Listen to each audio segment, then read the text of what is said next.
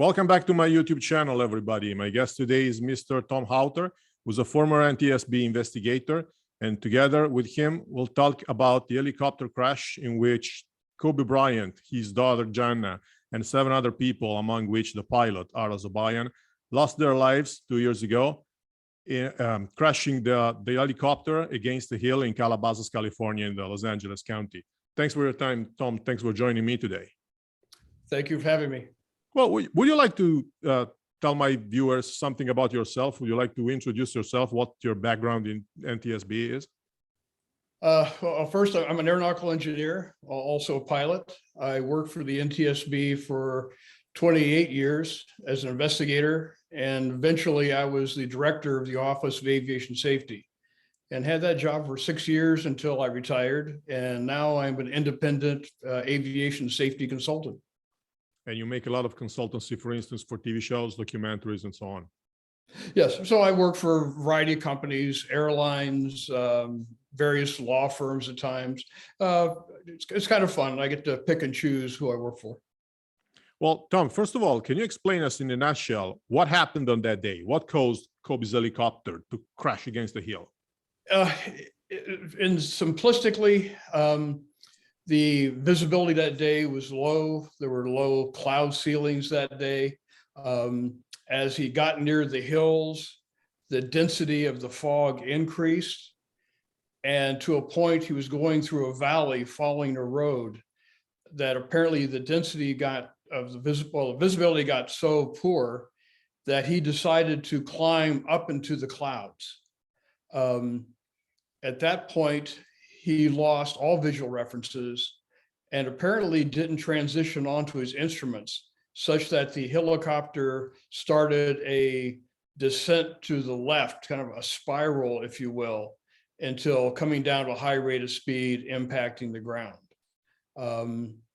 This is an accident we've actually seen many times before, both in fixed wing aircraft and in helicopters, of people get into reduced visibility and suddenly not being all that qualified on instruments, all that current on instruments, and unfortunately not being able to control the vehicle. What happens is you can't trust what your mind is telling you what's going on. Your inner ear will suddenly say, oh, you're climbing when you're really descending, or the accelerations will feel like you're climbing when you're descending. And so in this case, the aircraft entered a spiral and developed a high rate of speed and impacted terrain before they could recover.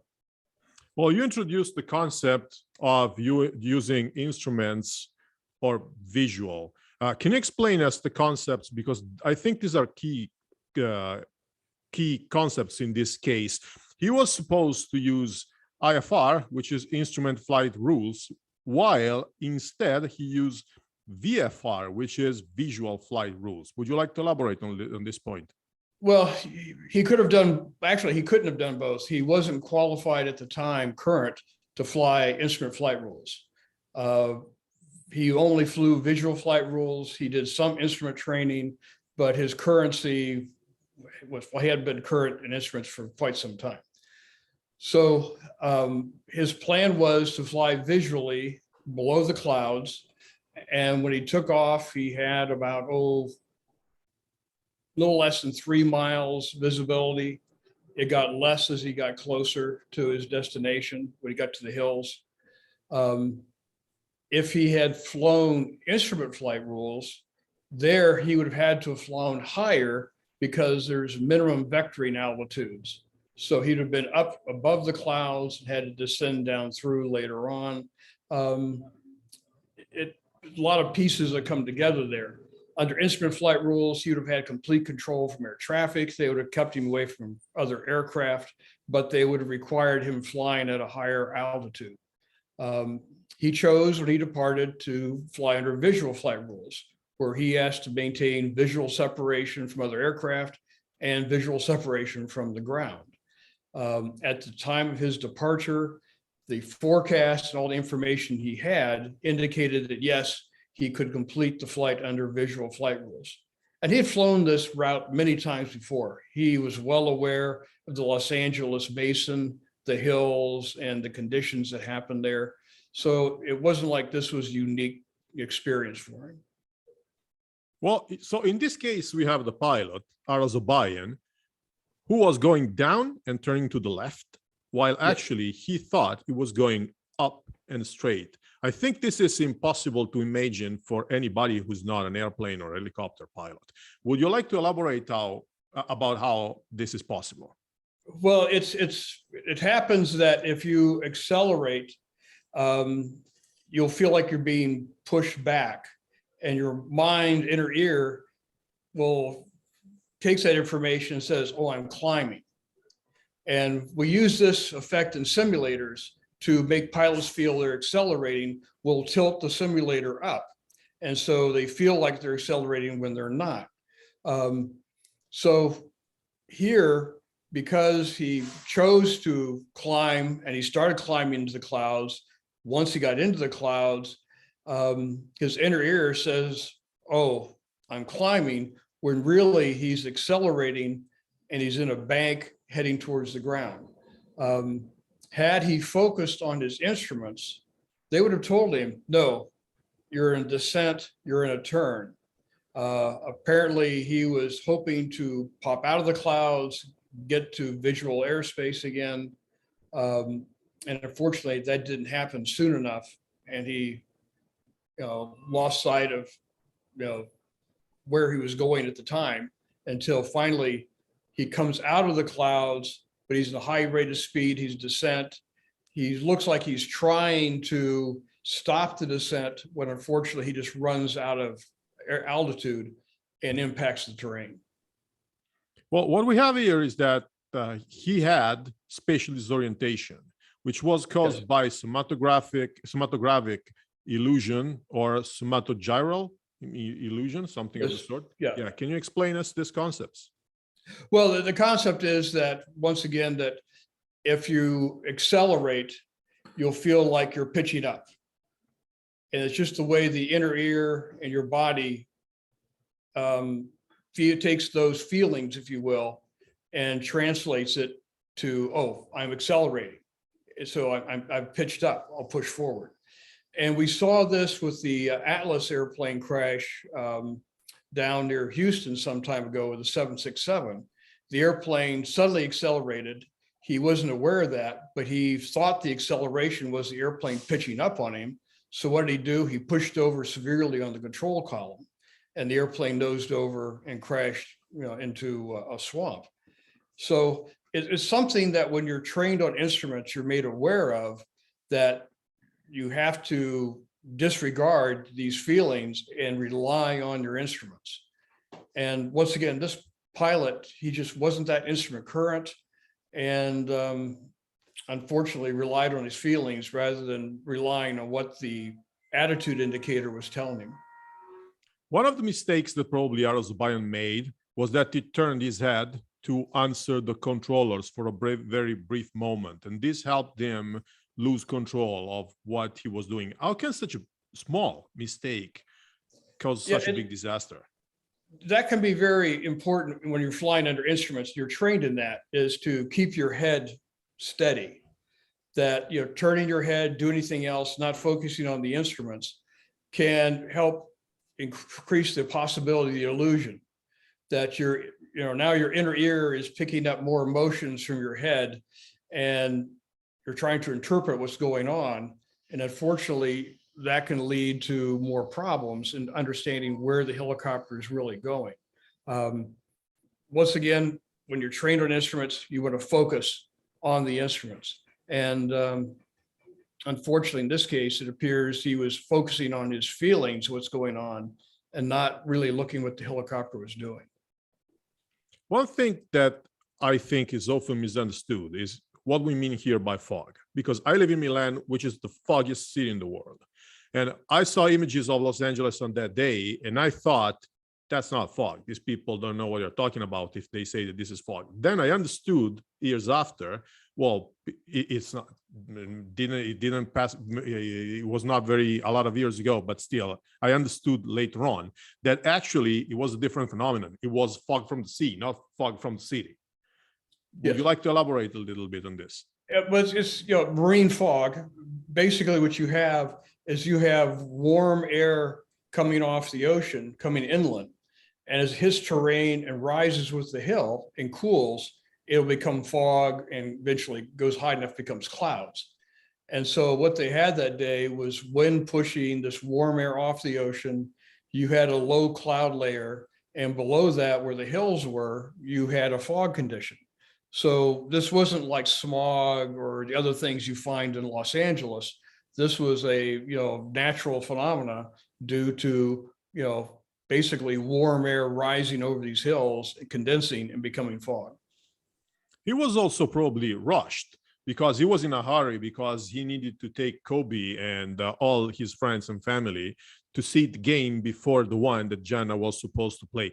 Can it be that being in a hurry made things even worse for Ara Zobayan? That may have been possible. Obviously, we don't know exactly what happened in the cockpit, but the interesting thing is he never slowed down. He kept the helicopter at a relatively high rate of speed, about 130 or so miles an hour. Had he slowed down, he could have given himself more time to look at the terrain, more time to judge what's going on. He had to hold for a minute before he could enter one section of airspace in the basin. And so he lost some time there in this holding pattern, waiting for air traffic to let him through a control zone.